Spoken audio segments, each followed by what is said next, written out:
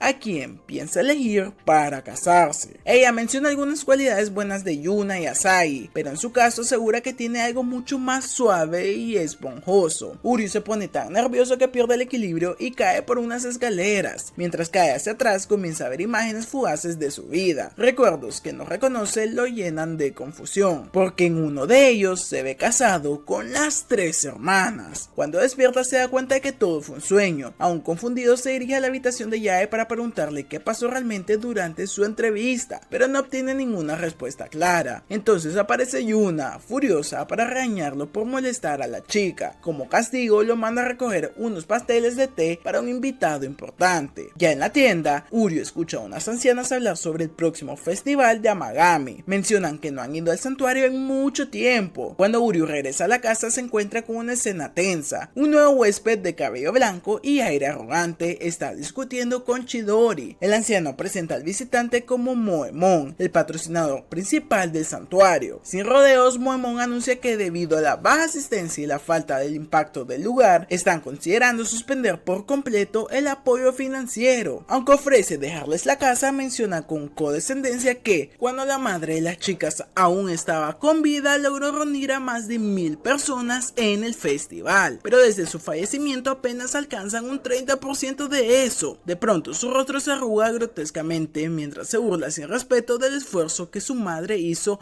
hasta morir. Yuna, temblando de furia, está a punto de explotar, pero sus hermanas la contienen. Uryu da un paso adelante e interrumpe al hombre con decisión. Propone un trato: atraerán a 5000 personas al próximo festival. Moemon, con una mueca de escepticismo, se burla de su ingenuidad, pero Asahi interviene para defenderlo y le dice que ya no son unas niñas. Yae también le pide al hombre, con educación, que les dé más tiempo, así que finalmente Moemon acepta, pero les lanza un ultimátum: no les dará ni un solo yen para el evento, y si fracasan en traer a las 5000 personas, también deberán renunciar a la casa. Para sorpresa de Uryu, las chicas aceptan de inmediato las condiciones, incluso Chidori está de acuerdo. Al marcharse, Moemon les lanza una última advertencia con los ojos rojos: espera que no se arrepientan de esa decisión. Yuna regaña a Uryu por haber provocado al hermano menor del demonio, mientras todos se esfuerzan por planear una estrategia. Sin embargo, Uryu desaparece sin aviso. Lo encuentran en la oficina revisando los registros de festivales anteriores, decidido a entender cómo funcionaba todo en el pasado. Viendo su dedicación, las chicas se convencen de que pueden lograrlo junto a su ayuda. Al día siguiente, Uryu parece un zombie, con apenas bolsas en los ojos para completar su transformación. Les informa que los puestos del festival han caído en participación año tras año. Las chicas admiten que, desde la muerte de su madre, se han distanciado de los encargados de los puestos. Además, Chidori estaba tan ocupado cuidándolas que no pudo mantener esas relaciones. Pero ahora ellas sienten que son lo bastante mayores para encargarse de todo. Uryu propone entonces el plan B: recurrir a las redes sociales. Las chicas aseguran ser expertas del internet, pero su primer cartel es un desastre visual. Uryu sugiere que se conviertan en el rostro del evento, promocionando el santuario como una campaña de chicas lindas. Asahi se burla de él por pensar que son atractivas, pero Uryu, sin titubear, admite que sí lo son. Yuna se opone rotundamente, considera indigno para una sacerdotisa mostrarse así, pero Asahi se ofrece como voluntaria, reclamando el título de la hermana más linda. Lamentablemente, su publicación solo consigue un único like, que probablemente fue enviado por el fantasma de su madre. Desesperadas, prueban con una foto forzada de Yuna, que solo logra 2 likes. Luego recurren a la carta de emergencia, el escandaloso tamaño de Yae, pero tampoco obtiene reacción alguna. Uryu casi necesita blanquearse los ojos después de eso. Él señala que no están promocionando el santuario ni el festival en sus publicaciones. Asahi propone entonces usar fotos más sugerentes con los uniformes de doncella para atraer la atención, y en ese momento Yuna aparece y estalla contra ella. La llama una fracasada como sacerdotisa por faltar al respeto a los dioses. Asahi contraataca y le grita que la verdadera fracasada es Yuna por pensar que todo debe girar únicamente alrededor de la voluntad divina. La tensión se corta con un cuchillo, pero justo cuando la discusión se intensifica, ya entra y la regaña a ambas. Les dice que se calmen o terminarán cayéndole mal a todo el mundo. Durante la cena reina el silencio. Las hermanas no se dirigen ni una sola palabra, y eso enfurece a Uryu, quien está harto del ambiente tenso. Más tarde encuentra a Yuna practicando poses de selfie. Ella, al ser descubierta, se incomoda, pero Uryu le pregunta si ya ha arreglado las cosas con Asahi. En respuesta, Uryu le muestra todo el trabajo que ha estado haciendo su hermana, preguntándole si aún cree que Asahi es un fracaso. Entonces Yuna toma una selfie y se la envía por mensaje a Asahi pidiéndole consejos. Asahi responde emocionada y momentos después Yuna la abraza por la espalda, disculpándose por ser tan tsundere. Finalmente las hermanas se reconcilian y Yae, sin querer quedarse fuera del momento emotivo, corre para abrazarlas. Uryu aprovecha el instante para tomar una foto del trío y esa imagen, al subirla, se vuelve viral. La guerra por salvar el santuario ha comenzado y por primera vez tienen algo de ventaja. Impulsadas por ese éxito, las chicas del santuario decidieron ir un paso más allá. Comenzaron a producir contenido especial para TikTok, con el objetivo de mostrar al público la vida en el santuario, sus tradiciones japonés y su toque moderno. Para su sorpresa, los videos se viralizaron con la misma fuerza que la selfie grupal. Con ese impulso, Uryu propuso avanzar hacia la fase 2, crear artículos limitados para la venta, incluyendo talismanes y otros amuletos tradicionales. Encargó a Yae el diseño de estos objetos especiales. Sin embargo, 2 días después, cuando volvió a preguntarle por los diseños, se encontró con la caótica verdad. Yae no había hecho absolutamente nada. Ella, despreocupada, le aseguró con una sonrisa que lo tendría listo a la mañana siguiente. Uryu, ya acostumbrado a sus excusas, sospechó lo peor y fue a revisar su habitación. Tal como imaginaba, ya ella había desaparecido. Mientras tanto, ella se encontraba sentada junto al río, sumergida en un drama coreano de peces koi, al ver como 2 peces nadaban juntos como si se enamoraran, algo que encendió dentro de ella la inspiración. A la mañana siguiente, mientras Uryu mostraba sus propios intentos de diseño de talismanes, las chicas le dijeron con firmeza que debía de dejarse de eso y concentrarse en su sueño de estudiar medicina. Fue entonces cuando Yae apareció por la puerta con su característico aire despreocupado y mostró su diseño final. El impacto fue inmediato, todos quedaron maravillados con la creatividad del amuleto, y Yae explicó que había diseñado un talismán del amor pensado para atraer a jóvenes desesperadamente solteros. Uryu no dejó pasar la oportunidad de regañarla por haberlo dejado esperando y le prometió que la vigilaría de cerca la próxima vez. Las chicas no tardaron en bromear llamándolo raro por querer seguir a una mujer mayor, pero Yae en el fondo se sintió agradecida de que alguien se preocupara tanto por ella. Con los diseños listos y el respaldo de sus seguidores en redes sociales, el grupo se sintió emocionado por el inminente festival. Sin embargo, Uryu les recordó que todavía había una última misión por cumplir: recuperar el vínculo con los antiguos comerciantes del distrito. Así se dirigieron al distrito comercial, donde las chicas no podían disimular lo nerviosas que estaban. Finalmente se encontraron con los dueños de los puestos que solían participar en el festival años atrás. Uryu, con la humildad que lo caracteriza, le explicó la situación. El santuario estaba en peligro financiero y necesitaban su ayuda para que el festival fuera un éxito total. Contra todo pronóstico, los dueños de los puestos respondieron con calidez. Habían estado hablando del festival por su cuenta, recordando viejos tiempos, y admitieron que, desde la muerte de la madre de las chicas, se habían distanciado, pero nunca imaginaron que el santuario estaría tan mal. Recordaron cómo la familia Amagami había ayudado a sus propias familias por generaciones, así que, emocionados, aceptaron con gusto volver a participar. Uryu y las chicas les agradecieron sinceramente, y uno de los comerciantes incluso sugirió organizar una reunión de estrategia inmediata. Mientras veían a Uryu tomar el liderazgo junto a los dueños de los puestos, las chicas no pudieron evitar pensar en su madre. Se dieron cuenta de todo lo que habían aprendido con Uryu y comenzaron a creer de verdad que podrían lograrlo. Y entonces llegó el día. El festival comenzaba y todos se prepararon para recibir a miles de visitantes, pero pasaban las horas y las calles estaban más vacías que el estómago de un monje en ayuno. Solo el viento se hacía presente, arrastrando maleza como en un western japonés. Fue entonces cuando Asagi llegó corriendo agitada con un teléfono en mano. En la pantalla, una cuenta falsa anunciaba que el festival había sido cancelado. Entraron en pánico, intentaron avisar a la gente desde la cuenta oficial, pero esta había sido bloqueada, acusada de ser una cuenta impostora. Al mismo tiempo, en algún lugar oscuro y lujoso, Moemon, el Voldemort japonés del santuario, se regodeaba en su victoria. Su plan para sabotear el festival se había ejecutado con precisión quirúrgica, y de vuelta en el santuario, Uryu y Asagi maldecían su nombre, sabiendo que solo un ser tan enfermo como él podría haber orquestado algo así. Yuna, conteniendo la ira, recordó a todos todo el esfuerzo, la esperanza y el amor que habían puesto en ese festival. No podían dejar que se arruinara por culpa de alguien con el corazón tan podrido como sus propios ojos. Mientras el grupo se sentía al borde del colapso, Uryu miró el programa del festival con seriedad. Aún no había terminado, así que propuso concentrarse en los eventos de la tarde para captar la atención de más visitantes. Su plan consistía en atraer a cierto tipo de público, algo que preocupó a las chicas, quienes le advirtieron que podrían meterse en problemas. Sin embargo, Chidori lo consideró una buena idea y junto con los dueños de los puestos acordaron ayudar. Así que Uri tomó un lote de folletos para repartir, dejando el resto a las chicas, y salió corriendo con la intención de atraer a la mayor cantidad posible de gente. Intentó repartir folletos, pero su aspecto, un hombre con bata de baño, no parecía inspirar confianza y la mayoría lo ignoraba. Fue entonces cuando Mahiru apareció para ayudarle, mostrándole cómo cómo hacerlo con más eficacia. Shiragi y varios niños se sumaron también, tras enterarse de que el grupo estaba en apuros. Uri fue convencido de relajarse y dejar que los demás colaboraran, lo que permitió que, finalmente, los folletos fueran repartidos justo a tiempo para el evento principal. En ese momento, Yuna y las demás hicieron su aparición en una carroza, luciendo sus atuendos de sacerdotisas. La multitud, atraída por su belleza y elegancia, comenzó a acercarse al festival. Aunque las chicas se quejaban de que Uri no mostraba suficiente respeto hacia la figura de Dios, decidieron disfrutar del momento. La afluencia creció hasta hacer pensar que alcanzarían las 5000 personas. Sin embargo, una tormenta repentina obligó a todos a buscar refugio. La lluvia, que se prolongó durante un largo rato, dejó al festival prácticamente vacío. Uri, derrotado, observó el contador de los visitantes y salió bajo el aguacero, ignorando las advertencias sobre el riesgo de enfermarse. Las chicas, decididas a no rendirse tampoco, fueron al altar de oración para suplicar ayuda divina. Uri las observó, sintiendo frustración por su aparente impotencia para cambiar la situación, y de pronto la tormenta cesó y un escenario casi real se desplegó ante ellos. El cielo despejado y los cerezos en flor creaban un ambiente digno de un cuento. Yuna y las demás aprovecharon la oportunidad para presentar un espectáculo en medio del paisaje, moviendo sus abanicos con perfecta sincronía. El momento cautivó tanto a los presentes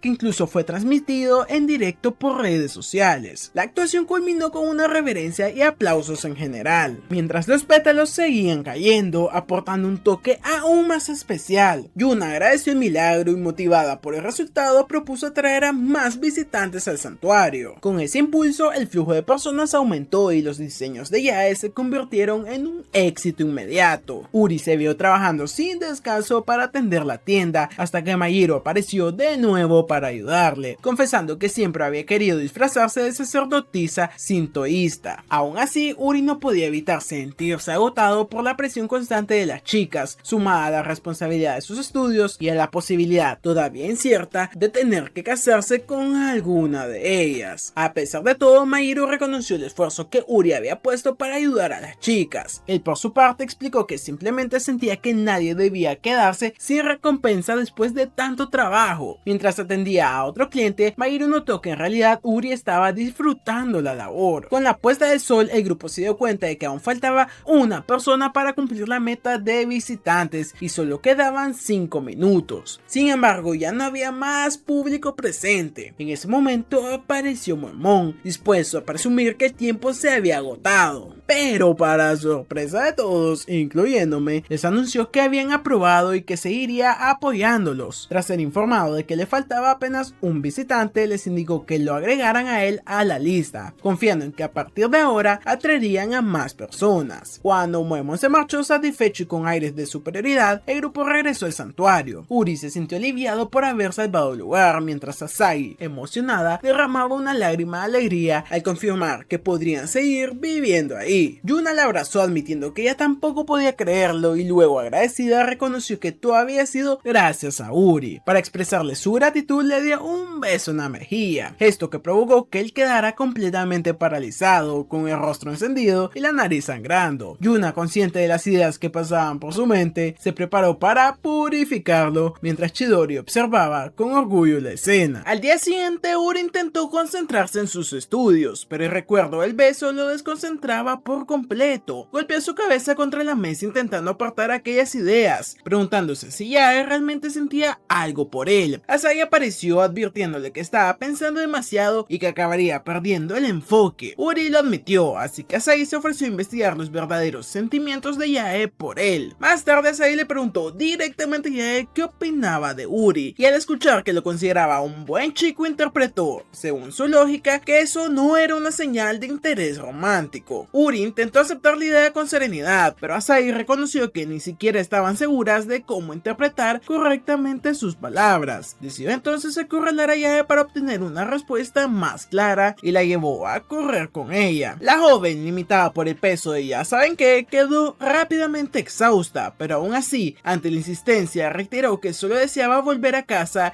y tomar un baño. Más tarde, ya de regreso, Asagi y Yae se relajaron juntas y la primera no pudo contenerse y le preguntó por qué le había dado un beso a Uri. Yae explicó que, aunque él era atractivo, seguía siendo un desconocido que simplemente había sido sido obligado a comprometerse con una de ellas. Cuando Asagi le preguntó si había llegado a desarrollar sentimientos, Yae, en tono juguetón, eludió la respuesta, dejando a Asagi desconcertada. Al contarle a Uri lo sucedido, él reconoció que quizás había sido un error involucrar a alguien más joven. El comentario molestó bastante a Asagi y cuando él intentó acariciarle la cabeza en señal de aprecio, ella lo detuvo, afirmando que no le gustaba que la trataran como a una niña. Uri se disculpó y mencionó que ella le recordaba a los niños del orfanato, lo que llevó a Asagi a intentar demostrarle que no era tan inocente, y de forma inesperada se colocó sobre él y le mordió la oreja, para luego salir corriendo sin dar explicación alguna, dejándolo completamente desconcertado. Al día siguiente, Uri luchó por concentrarse en las tareas más simples, incluso al cepillarse los dientes debido a los pensamientos que le provocaban las hermanas. En silencio rezó que, al menos, Yuna mantuviera un comportamiento más estable. Un día Uri notó que Yuna actuaba de forma extraña. Ella insistía en que no ocultaba nada, pero la llegada de Yae, curiosa por lo que sucedía, provocó que Uri señalara que Yuna estaba escondiendo algo. Esa noche Uri terminó su sesión de estudios sin interrupciones, algo bastante poco habitual, lo que llevó a preguntarse si las chicas habían sido secuestradas por extraterrestres. Intrigado entonces al investigar y encontró a Asagi agachada frente a la habitación de Yuna. Ella le pidió silencio e indicó que le observara. Desde ahí presenciaron cómo Yuna trabajaba con dedicación en la elaboración de un talismán. Asagi explicó que su cumpleaños era el día siguiente, por lo que Uri dedujo que las chicas estaban ocultando sus regalos para sorprenderla. Asagi comentó que Yuna no era buena guardando secretos, así que ambos fueron a la habitación de Yae, donde la encontraron cosiendo muñecos de peluche para que, según sus creencias, los demonios los poseyeran. Más tarde, pasada la medianoche, Yae le comentó a Yuna que su regalo era bonito, pero que el de ella seguramente le gustaría más a Asagi. Yuna, en tono burlón, insistió en que el suyo era mejor. La conversación derivó en una discusión hasta que, en medio del alboroto, ambas tropezaron y dañaron sus obsequios. Uri se preparó para intervenir y regañarlas, pero Asagi lo detuvo para que continuara observando. Entonces Asagi entró y preguntó qué estaban haciendo. Yuna y Yae aprovecharon entonces para desearle un feliz cumpleaños y disculparse por el estado de los regalos. Asagi, lejos de molestarse, apreció que Yuna se hubiera concentrado tanto en elaborar una sola cosa con esmero y que Yae hubiera hecho varias para ella. Les expresó su cariño a ambas y les agradeció, provocando un abrazo grupal lleno de calidez. Cuando Uri se acercó, Asagi le recordó que lo importante era el esfuerzo y él, algo tímido, le deseó también un feliz cumpleaños. A la mañana siguiente, Yuna y Yae comentaban que les habría gustado entregarles sus regalos en buen estado. Fue entonces cuando vieron a Asagi, quien dijo tener algo para mostrarles. Las llevó a la sala y ahí encontraron sus obsequios reparados, colocados junto a un Uri profundamente dormido con un libro sobre accesorios cosidos a mano en el regazo. Hasta ahí también hay una nota escrita por él deseándole otra vez un feliz cumpleaños, y las tres coincidieron en que el gesto había sido bastante dulce. Más tarde Uri tuvo un sueño en el que Yuna le agradecía y le daba un beso, lo que lo hizo despertarse confuso, preguntándose el significado de aquello, aunque para mí está bastante claro. El talismán de Yae reposaba cerca cuando recibió un mensaje de Mahiru preguntándole si estaba libre. Mientras tanto, Asagi y Yae llegaron a la habitación de Uri con algunas peticiones, pero al encontrarlo, Yuna les comentó que Mahiru lo había llamado. Las dos decidieron esperar su regreso. Yuna, algo preocupada, mencionó el beso sorpresa que Yae le había dado a Uri y esperaba que Asagi no hubiera hecho nada inapropiado, pero el rubor de Asagi la delató. Ante esto, Yuna las reprendió advirtiéndoles que podían dañar su reputación como sacerdotisas. Sin embargo, ambas dos respondieron que ella misma era demasiado fría con él y que debería mostrarle algo de agradecimiento por todo lo que hacía por ellas. Mientras tanto, Mahiru citó a Uri para enseñarle un nuevo uniforme escolar. El extrañado preguntó por qué lo había hecho ir en persona en lugar de simplemente dárselo en otro momento o mandarle una foto. Mahiru admitió que solo quería verle la cara, lo que lo dejó visiblemente incómodo. Aprovechando la ocasión, ella le preguntó cómo había sido su vida junto a las sacerdotisas del santuario, y Uri respondió con bastante sinceridad: un verdadero infierno. Explicó que Yuna era diligente pero terca, que ella trabajaba únicamente a su propio ritmo y tendía a distraerse con facilidad, y Asagi no destacaba precisamente por sus habilidades para los trabajos detallados. El resultado, inevitablemente, era que él terminara haciéndolo casi todo por ellas. Mahiru, lejos de sorprenderse, señaló que, aunque podía considerarse una debilidad, también era una de sus virtudes y que debía canalizar esa dedicación en su verdadero objetivo, ingresar a la escuela de medicina. Sus palabras encendieron en Uryu una renovada determinación de convertirse en el mejor médico del mundo y devolverle a Mahiru todo lo que había hecho por él, y con ese propósito en mente, emprendió el camino de regreso al santuario. En medio de la calle notó que Yuna lo estaba esperando. Al preguntarle qué quería, ella respondió que simplemente deseaba conversar con él. Raro. Comenzaron a caminar juntos en un silencio incómodo, hasta que Yuna, de forma repentina, le pidió que se inclinara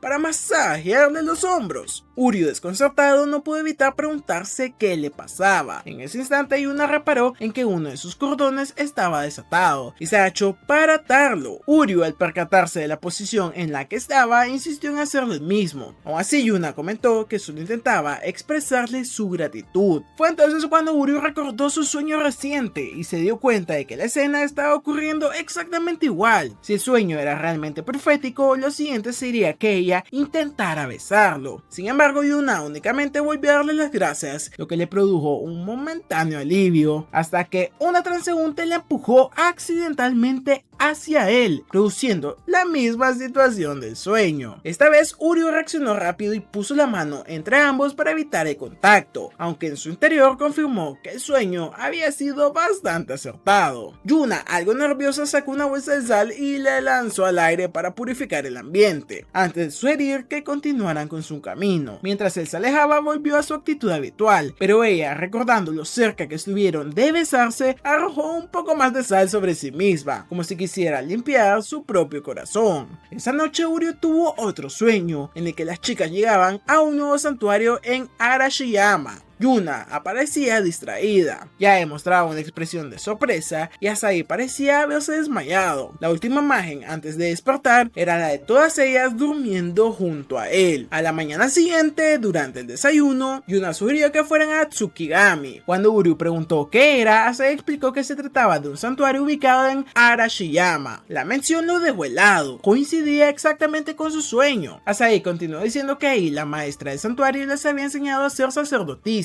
y que ahora, debido al aumento de visitantes, iban a necesitar su ayuda nuevamente. Uryu, todavía perturbado, escuchó como Asahi le proponía que las acompañara, pero se negó tajantemente. Decidió evitar que su sueño se cumpliera, se retiró a su habitación para idear un plan. Sin embargo, antes de que pudiera concretarlo, Chidori apareció con un encargo. Le entregó un objeto importante para que lo llevara él personalmente al templo. Momentos después, Uryu corría por la calle con una caja misteriosa en sus manos.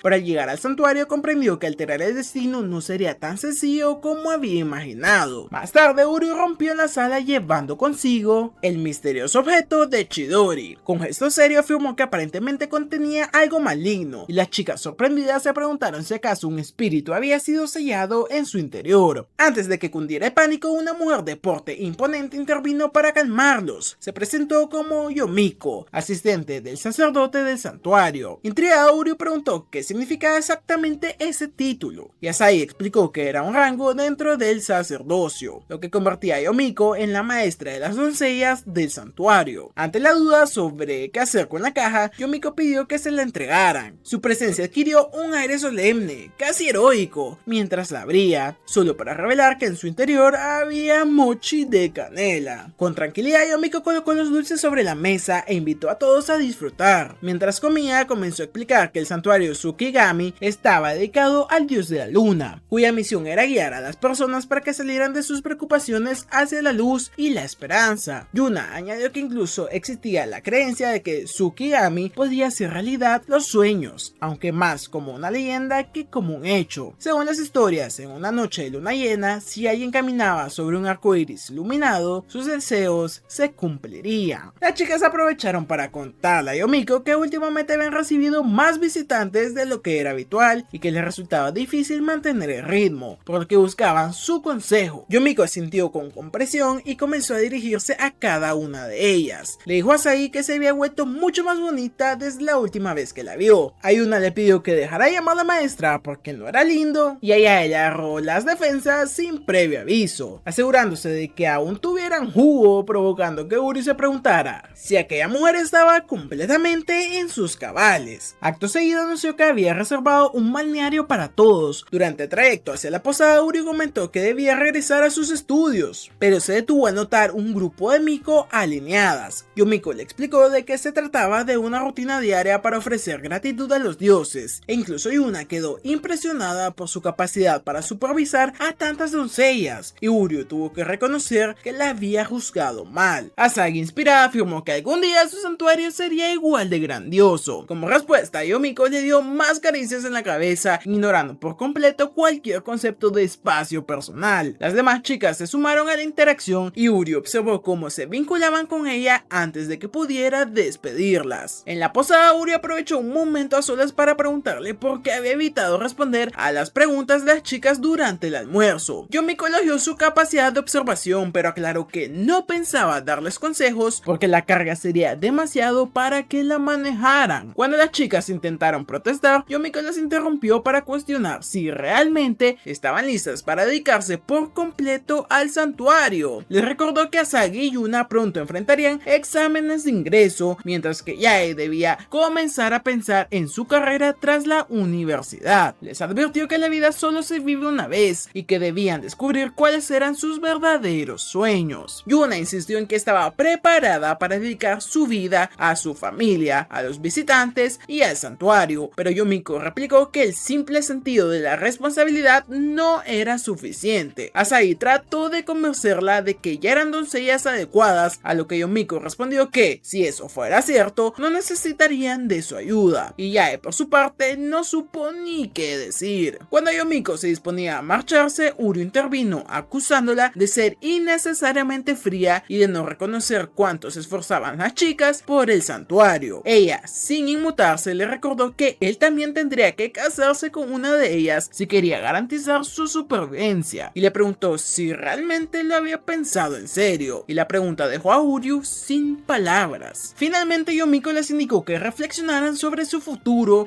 y le dieran una respuesta al día siguiente. Más tarde, Uryu y las chicas se reunieron abatidos en la entrada del santuario, y fue entonces cuando Yuna, en su característico estilo, desapareció sin decir a dónde iba. Luego de la partida de Yuna, Uryu también anunció que debía irse para continuar con sus estudios. Sin rodeos, reveló que no tenía intención alguna de hacerse cargo del santuario y comenzó a marcharse, hasta que de pronto Yuna se desplomó frente a él. Uryu intentó preguntarle qué le pasaba, pero al verla notó esa misma expresión vacía y despistada que ya había presenciado en su sueño. Mientras tanto, en otro lugar, Yumiko conversaba con su misterioso interlocutor, comentando que Uryu era exactamente como se lo habían descrito. Prometió que determinaría cuál de las chicas podría asumir las responsabilidades del santuario. De vuelta en la entrada, Asagi percibió que Yuna estaba decaída, todavía afectada por la reprimenda anterior. Uryu sugirió que Yae sería la más indicada para hablar con ella, pero la segunda, despistada, ya había desaparecido rumbo a quién sabe dónde. Y antes de eso, Asagi adoptó un modo maratón y salió corriendo para buscar a Yae. Uryu volvió su atención a Yuna, preguntándole si se encontraba bien. Ella respondió con frases mecánicas y sin sentido, como si fuera una muñeca rota, hasta que poco a poco se recompuso y le pidió que no se preocupara más por ella. Más tarde, Uryu intentó animarla ofreciéndole sopa dulce de frijoles rojos, pero Yuna la dejó caer accidentalmente, lo que desató nuevamente su depresión. Él trató de motivarla recordándole cuánto deseaba ser una sacerdotisa, pero Yuna confesó que solo lo hacía porque era lo que se esperaba de ella y que sus verdaderos deseos no importaban. Decidido a buscar otra lata de sopa, Uryu se alejó solo para descubrir a Yumiko espiando a Yuna. Ella intentó disimular diciendo que estaba dando un paseo, pero cuando Uryu regresó al banco, Yuna ya no estaba. Alarmado, comenzó a buscarla por todo el santuario hasta hallarla al borde de la cascada, con esa misma expresión ausente. Y en ese instante comprendió lo que planeaba: entrenamiento bajo la cascada. Uryu le advirtió que se mojaría la ropa, pero Yuna se quitó los pantalones e intentó avanzar. Él la sujetó intentó para detenerla y tras un forcejeo terminó presionando accidentalmente su pelota antiestrés. Y la reacción de Yuna fue inmediata, se apartó escandalizada y le gritó con furia. Más tarde Uryu se disculpó aclarando que solo intentaba ayudar, y Yuna sin embargo lo reprendió por haber dicho que no pensaba casarse con su familia, pero aún así continuaba ayudando mientras descuidaba sus estudios. Molesto, Uryu replicó que lo hacía porque ayudar a otros era lo que él quería hacer, aunque sonara patético. La sinceridad lo sorprendió incluso a él mismo y provocó que Yuna rompiera a reír. En ese momento recordó sus palabras y se dio cuenta de que no tenía por qué seguir deprimida. Asahi regresó de su búsqueda y se alegró de encontrar a Yuna más animada. Sin embargo, Uryu no pudo evitar preguntarle si se había olvidado de buscar a Yae, lo que Asahi aprovechó para bromear, insinuando que estaba enamorado de ella. Yuna se sumó al juego recordándole con una sonrisa pícara el generoso tamaño de Yae, como prueba de que era toda una adulta. Esa noche, guiado por el recuerdo de su sueño, Uryu arrastró a Yae hasta el río, y ella, sorprendida, le preguntó por qué la buscaba. Él respondió que estar sola por la noche podía ser peligroso para una chica. Sus palabras conmovieron a Yae, provocando que Uryu se sonrojara mientras intentaba concentrarse en sus estudios. De pronto Yae señaló un error en una de sus respuestas. Uryu lo observó hacer cálculos mentales y comprobó que estaba en lo cierto. No podía entender cómo podía ser tan despistada y a la vez tan brillante. Ella explicó que había aprendido muchas cosas desde que era pequeña, desde arreglos florales hasta artes marciales. Al escuchar la cantidad de caminos que podría elegir para su futuro, Uryu le preguntó si había pensado en alguno, y Yae, con aire juguetón, dijo que quizás se convertiría en diseñadora matemática o en una ama de casa sin dinero, casada con un dueño de un santuario y que además era rubio. Tremenda indirectota, pero después de las bromas se dispusieron a regresar, pero una fuerte ráfaga de viento los empujó al río, provocando que el busto de Yae dejara a Uryu sin aliento. Al salir, ella notó que si él regresaba a casa mojado terminaría resfriado, así que momentos después Uryu se encontraba sumergido en las aguas termales, preguntándose cómo era posible que sus sueños siguieran cumpliéndose uno tras otro. Mientras tanto, Yuna se lamentaba de que Uryu permaneciera aislado en su habitación, pero Yae le recordó que no había otra opción. Cuando Yuna le preguntó si había ocurrido algo entre ella y Uryu, Yae le devolvió la pregunta, y esto hizo que Yuna recordara el incidente con la pelota antiestrés y salió apresuradamente de la habitación para evitar esa conversación. Tras la abrupta salida de Yuna, Asahi, con una sonrisa maliciosa, sugirió que Yae compartiera un baño con Uryu como forma de disculpa. Yae, sin titubear, se dirigió a él para informarle que estaba a punto de entrar al baño. Aquello provocó que Uryu, incapaz de controlar su imaginación, visualizara a Yae en situaciones inapropiadas dentro de la bañera y junto con él, lo que hizo que su nariz comenzara a sangrar de forma instantánea. Desesperado buscó dónde esconderse, pero cuando ya entró a la habitación, lo único que alcanzó a tomar fue una planta en maceta para cubrirse. Yae, con una mezcla de sorpresa y picardía, adivinó inmediatamente en qué había estado pensando y lo acusó de ser un pervertido por imaginarla así. Más tarde, Uryu trató de concentrarse en su lectura, sentado cerca de una máquina expendedora. Pasados 30 minutos logró terminar el texto, pero notó que Yae seguía en el mismo lugar, inmóvil. Al preguntarle por qué aún no se había ido, ella confesó que no podía decidir qué bebida comprar, ya que no sabía lo que realmente quería. Sus palabras despertaron en ella un recuerdo del pasado. Una mujer le había dicho que no necesitaba tomar decisiones, pues su vida ya estaba decidida por otros, y esa carga la había paralizado siempre que debía elegir algo. Uryu, al comprenderlo, tomó una bebida al azar y se la entregó, asegurándole que estaría ahí para guiarla siempre que lo necesitara. Mientras él se giraba para marcharse, Yae sonrió con ternura por el gesto y en un impulso derramó la bebida sobre su propio kimono. Cuando Uryu le preguntó qué estaba haciendo, ella respondió que, aunque aceptaba su apoyo, decidiría por sí misma, recordándole además que él era su hermano menor. Al llegar la hora de dormir, Asahi se mostró sospechosamente afectuosa e invitó a Uryu a compartir la cama con ella. La propuesta provocó que Yuna la reprendiera severamente, negándose rotundamente a dormir en la misma habitación con él. Para evitar más discusiones, Uryu se ofreció a dormir en un cajón, pero Asahi propuso que ninguno de ellos durmiera. Yuna, intentando calmar la tensión, le recordó su conversación anterior con Yomiko y, siguiendo ese hilo, Uryu preguntó cuáles eran sus verdaderos sueños. Las chicas se pusieron nerviosas hasta que Asahi, en tono de broma, sugirió sugirió que podría quitarse la ropa. Uryu, visiblemente irritado, le recomendó buscar ayuda. Entonces Yae propuso iniciar una pelea de almohadas, golpeándole de lleno a Yuna y despertando en ella un espíritu combativo que no dudó en desatar. Más tarde Uryu despertó y se encontró con Yae y Yuna durmiendo encima de él. Salió en búsqueda de Asahi y la halló apartada, concentrada en su teléfono. Al preguntarle qué hacía, ella sobresaltada dejó caer el dispositivo. Uryu lo recogió y sin querer vio un correo donde se indicaba que Asahi había sido reclutada por una prestigiosa escuela de Tokio para carreras de relevos. Asahi confesó que le habían contactado el año anterior y que planeaba mudarse a Tokio el próximo año. Cuando Uryu le preguntó si ya había informado a su familia sobre su decisión de abandonar el santuario, ella explicó que su abuelo estaba al tanto, pero que no quería preocupar a sus hermanas hasta que llegara el momento. Uryu cuestionó si temía que las hermanas no la apoyaran, pero Asahi aseguró que no era así, sabía que lo harían, pero precisamente por eso prefería no hablar del tema. Él calificó su razonamiento como una tontería y, decidido a que ella lo discutiera con ellas, intentó arrastrarla de vuelta. Sin embargo, tropezó y cayó sobre ella. Asahi, aprovechando la oportunidad, tomó rápidamente algunas fotografías y amenazó con filtrarlas si él no guardaba el secreto. Pese a la advertencia, Uryu se mantuvo firme y se negó a ceder, aunque su nariz volvió a sangrar al encontrarse con la ajustada vista que tenía frente a él. Justo en ese momento, Yuna emergió de su habitación, provocando que Asahi saliera corriendo sin dar ningún tipo de explicación. Intrigada, Yuna se acercó a Uryu y le preguntó qué le había hecho a ella, y ante la presión él confesó el accidente visual que acababa de tener con Asahi, y Yae, sin perder el tiempo, lo bautizó con sal para purificarlo. Aprovechando el momento, Uryu les reveló también el plan de Asahi de mudarse a Tokio el próximo año. Sin embargo, para su sorpresa, las chicas ya estaban al tanto. Le explicaron que no les gustaba entrometerse en los asuntos personales de las demás, y que, aunque Asahi siempre había sido algo torpe, también había demostrado ser fuerte y persistente. Uryu, aún preocupado, preguntó qué pasaría si en el fondo ella no quería seguir ese camino. Ante esto, las chicas decidieron que lo mejor sería preguntarle directamente a ella cómo se sentía. Mientras hablaban, se dieron cuenta de lo solitario que sería todo sin Asahi. Uryu concluyó que solo quedaba una cosa por hacer. Momentos después, Asahi corría por el bosque atormentada por la sensación de que estaba destinada a repetir los errores de su pasado. Repetía para sí que solo quería ser una adulta independiente, pero Uryu apareció frente a ella y le pidió que fuera honesta con sus hermanas. Yae y Yuna los alcanzaron poco después y Uryu aprovechó para disculparse por no haber guardado su secreto. Recordó pasajes de su propio pasado y le dijo que sería triste que se marchara sin siquiera decir adiós. Las chicas le aseguraron a Asahi que la apoyarían en cualquier decisión que ella tomara, y Asahi, conmovida, declaró que lo único que debía hacer era cumplir con las expectativas que había asumido. Entonces las chicas sacaron la cinta que simbolizaba su unión y le recordaron que los lazos que su madre había atado entre ellas no se romperían ni siquiera con la distancia. Esas palabras llegaron al corazón de Asahi, quien cambió de opinión sobre ir a Tokio. Con una sonrisa sincera afirmó que lo que realmente deseaba era que las tres hermanas permanecieran juntas. Al final, las hermanas se abrazaron mientras Uryu las observaba en silencio. El agotamiento comenzó a pasarle factura a Asahi y momentos después despertó sobre la espalda de Uryu, quien explicó que se había quedado dormida. Ella lo acusó de haber sabido cómo se sentía desde el principio y lo molestó por comportarse como un buen samaritano. Sin embargo, terminó abrazándolo con mucha fuerza y confesando que se sentía mucho mejor ahora. Más tarde, Uryu abrió los ojos y vio a las chicas con un aire inusualmente maduro. Ellas le dijeron que no habían cambiado, pero ahora todas eran adultas. Le recordaron el día prometido y cuando él preguntó de qué hablaban, mencionaron su antigua promesa de obtener las calificaciones de médico y sacerdote para poder casarse con ellas. Justo en ese instante, Uryu despertó de verdad y se sintió aliviado al ver que todo había sido un sueño, encontrando a las chicas en su estado habitual. Mientras tanto, Mahiru se reunió con Yomiko para agradecerle por el consejo sobre dónde debía quedarse Uryu. Yomiko confirmó que Chidori había estado buscando la manera de promover a sus nietas, por lo que al final todo había resultado bien, y Mahiru lamentó que las chicas fueran demasiado lindas para Uryu, a lo que Yomiko respondió que estaba actuando como su madre, y Mahiru replicó diciendo que ella también tenía ese aire maternal y luego le preguntó cuál era su historia. Yomiko relató que 6 años atrás había visitado el santuario santuario de las tres hermanas para presentar sus respetos tras la muerte de la madre de las chicas. En esa ocasión preguntó a Chidori qué futuro veía para el santuario, pero él no tenía una respuesta clara, y de pronto Yuna y sus hermanas aparecieron desde atrás de las paredes, rogándole a Yomiko que las aceptara como discípulas, lo que la tomó completamente por sorpresa. No mucho después, las chicas comenzaron su entrenamiento como doncellas del santuario, aunque con grandes dificultades para aprender sus deberes. En medio de esa situación, Yomiko llegó a considerar la idea de huir con un joven pastor apuesto, pero finalmente decidió quedarse y enseñarle la postura correcta para mostrar respeto, inclinándose a 90 grados. Con el tiempo pasaron a realizar tareas más simples, como voltear hojas, pero Asahi resultó ser especialmente mala en ello. Yomiko, frustrada, la regañó diciéndole que parecía más un vendedor de drogas que una doncella del santuario, comentario que dejó a Asahi visiblemente triste. Tiempo después, Yomiko se preguntó cómo podría entrenar a tres niñas tan pequeñas. Sin embargo, sus dudas se suavizaron al escuchar a Asahi prometer que se esforzaría más. Yuna y Ae se unieron al compromiso, asegurando que darían lo mejor de sí para hacer sentir orgullosa a su madre, y aquellas palabras hicieron que Yomiko sonriera, especialmente al saber que las chicas planeaban practicar por su propia cuenta. Con el paso de los días, el entrenamiento comenzó a dar frutos y las tres mejoraron de forma notable. No obstante, Yomiko se preguntaba si, en el fondo, eran verdaderamente felices o si solo seguían de forma mecánica los pasos de su madre. Sintió que aquellos días divertidos pasaron en un suspiro, y tras años de práctica, llegó el momento de la despedida. Las chicas lloraron y Yomiko, intentando reconfortarlas, les recordó que aún eran novatas y que siempre podrían llamarla para pedir ayuda. Y estas palabras hicieron que las tres se sintieran felices, pues le recordaron a su madre. Ya en el presente, Mahiru sonrió al escuchar cómo Yomiko había entrenado a las hermanas. Mientras tanto, Uryu escuchaba la historia directamente de las chicas, quienes confesaron lo solas que se sintieron al saber que no podrían verla tan seguido. Admitieron que les gustaría pasar más tiempo con ella, pero lamentaban lo ocupada que estaba. Por su parte, Mahiru le preguntó a Yomiko cuál era exactamente el problema con las chicas. Ella explicó que Chidori le había encargado de elegir un sucesor para el santuario, pero que no creía que ninguna de ellas debiera cargar con esa presión y que, en cambio, deberían seguir sus propios sueños. Reconoció, no obstante, que no sabía si estaba fuera de lugar al pensar así, ya que ni siquiera era parte de su familia. Y en el mismo momento, Mahiru y Uryu intervinieron. Ambos recordaron los momentos vividos con las chicas y le aconsejaron que, aunque no estuvieran unidos por sangre, aún podían convertirse en una familia verdadera. Las palabras de ambos lograron animar a Yomiko y también a las hermanas. Esa noche, las chicas acordaron reunirse con Yomiko en el puente. Uryu la siguió, consciente de que todo se desarrollaba exactamente como en el sueño que había tenido, y planeó regresar a casa tras saludarla. Al llegar, Yomiko la recibió comentando que la luna parecía otorgar algunas bendiciones esa misma noche. Entonces les preguntó directamente cuáles eran sus sueños para el futuro. Uryu observó en silencio y vio que Yae seguía distraída como siempre, que Yuna se forzaba a aparentar determinación y que Asahi había renunciado a su idea de ir a Tokio. Esto lo inquietó, temiendo cuál sería la elección final de las tres hermanas, pero para su sorpresa todas coincidieron en que querían hacerse cargo del santuario. El momento de unión duró poco. Cuando se dieron cuenta de que todas tenían el mismo objetivo, comenzaron a discutir. Asahi afirmó que lo más importante era estar juntas, pero insistió en que ella era la más calificada para encargarse de la publicidad del santuario. Yae defendió que su papel debía ser fabricar talismanes y regalos, y Yuna por su parte se negó a ceder, reclamando también ese rol. Uryu, atónito, pensó que las tres parecían compartir una sola célula cerebral. Yomiko interrumpió para confirmar si era su respuesta definitiva y todas respondieron que sí, evocando la imagen de su madre como sacerdotisa y declarando su amor por el santuario, y entonces se inclinaron en un ángulo perfecto de 90 grados para pedir la ayuda de Yomiko, lo que estuvo a punto de arrancarle las lágrimas. Y fue Uryu quien rompió el momento, preguntando si realmente era sensato dejar el santuario en manos de tres chicas tan torpes. Ellas se enfadaron, pero él terminó pidiéndole a Yomiko que las cuidara mejor, y Yomiko aceptó, aunque sin suavizar sus palabras. Les digo directamente que sus respuestas eran basura, porque no tenían ningún plan real de gestión. basándose únicamente en sus sentimientos. Concluyó que era demasiado pronto para elegir un sucesor y que sería necesario más tiempo para volver a entrenarlas desde cero. Las chicas no podían creer la decisión de Yomiko, pero ella les recordó que siempre podrían llamarla si se encontraban en problemas. Ante la pregunta de si podían visitarla incluso sin motivo concreto, Yomiko les respondió que serían siempre bienvenidas. Y tras ese momento de alivio y sonrisas, la mujer lanzó una pregunta inesperada: si realmente querían heredar el santuario, ¿estarían dispuestas a casarse con Uryu? Todas las miradas se dirigieron hacia él, y Uryu recordó la advertencia de Yomiko sobre cómo la supervivencia del santuario dependía en gran parte de su respuesta. Ella guardaba su decisión con paciencia, rememorando las palabras de Mahiru, quien le había asegurado que el joven no daría una respuesta tan mala. Observando la determinación en los ojos de las hermanas, Uryu entendió que él también debía de dar lo mejor de sí. Sacó su teléfono y mostró a las chicas fotografías de los chicos del orfanato, explicando que, aunque aún no eran completamente maduros, eran lo mejor que podía ofrecer como sustitutos de un esposo. Yomiko, al verlo, recordó lo difícil que le había resultado a Uryu acercarse a las personas después de la muerte de su madre. Sin embargo, comprendió que, tras superar este obstáculo, se había convertido en un aliado verdaderamente confiable. En ese momento, el prota prometió apoyar los sueños de las hermanas en todo lo que estuviera a su alcance. Yomiko finalmente comprendió a qué se refería Mahiru cuando hablaba de él. Mientras tanto, las hermanas continuaron debatiendo sobre los candidatos, eligiendo cuál de los chicos les parecía mejor, y fue entonces cuando Yae sorprendió a todos afirmando que preferiría a Uryu. Asahi, de manera tímida, estuvo de acuerdo, y Yuna, intentando disimular, dijo que solo lo haría por el bien del santuario. La falta de consenso llevó a Asahi a proponer que las tres se casaran con él, y en ese instante luces brillantes envolvieron el puente, provocando que las hermanas cayeran encima de Uryu. El joven recordó entonces la leyenda sobre la luna llena, aquella que decía que podía hacer realidad los sueños. Con todas las chicas recostadas sobre él, surgió la inquietud de que la sugerencia de Asagi pudiera cumplirse. Mientras ellas discutían, Yomiko se retiró, deseando ver qué camino elegirían y dejando a las hermanas bajo el cuidado del prota. Pasaron unos días y el joven preparó con nerviosismo el desayuno para las chicas. Ellas aparecieron vistiendo sus uniformes escolares y se sentaron a comer, lamentando que las vacaciones de primavera hubiesen terminado. Yae preguntó por qué Uryu no había probado un bocado, pero él no podía confesar que su última búsqueda en internet había sido sobre fotografías de colegialas. Asahi quiso saber a qué escuela se transferiría, pero él no recordaba el nombre. Yuna intervino asegurando que no podía ser la suya, pues se trataba de un centro exclusivamente femenino. Uryu sintió alivio al pensar que, al menos, no estaba envuelto en una situación propia de un típico anime de harem, hasta que Yae le recordó a Yuna que su escuela comenzaría a aceptar varones ese mismo año. Finalmente, tanto él como Yuna descubrieron que, después de todo, sí estaban viviendo en un cliché, y Uryu sería presentado como el único chico en un colegio, hasta entonces, exclusivo para chicas. Durante un descanso entre clases, varias chicas se acercan a Uryu con curiosidad, lanzándole preguntas mientras intentan conocerlo mejor. Sin embargo, él no se siente del todo cómodo con la atención, especialmente cuando nota que, desde la distancia, Yuna le lanza una mirada fulminante. Más tarde, ya en el exterior, Yuna lo confronta y le dice que puede vivir todas las primeras experiencias que quiera en la escuela, siempre y cuando no menciona a nadie que ambos viven juntos. Uryu no entiende por qué deben mantenerlo en secreto, pero Yuna insiste, no quiere que comiencen a circular rumores extraños. De vuelta en clase, Uryu decide centrarse completamente en sus estudios. Se siente impresionado por la calidad educativa de ese instituto, pero mantener la concentración resulta complicado, ya que todas las chicas lo observan como si fuera una celebridad de película. La situación es incómoda, pero intenta mantener la compostura. Durante el siguiente descanso, una nueva chica se le acerca acompañada por Yuna. Se trata de Mitsuko, la representante de la clase, quien se presenta formalmente y le informa que es su responsabilidad cuidar de él como nuevo alumno. Mitsuko intenta conocer su experiencia como el único chico en una clase repleta de chicas, pero la conversación se interrumpe cuando Yuna se disculpa por algo que no se explica. Mitsuko lo nota extraño, ya que Yuna normalmente es muy servicial y abierta con todos los demás. Uryu pregunta si ambas son cercanas, a lo que Mitsuko responde afirmativamente. son mejores amigas. Luego, de forma juguetona, comienza a burlarse de Uryu, insinuando que tiene un flechazo por Yuna, y a partir de ahí Mitsuko empieza a convertirse en una aliada inesperada, enumerando todas las virtudes de su amiga, aunque también menciona como advertencia que Yuna puede ser un poco despistada a veces. Mitsuko añade que gracias al reciente festival de Amagami, Yuna ha ganado bastante popularidad entre los estudiantes,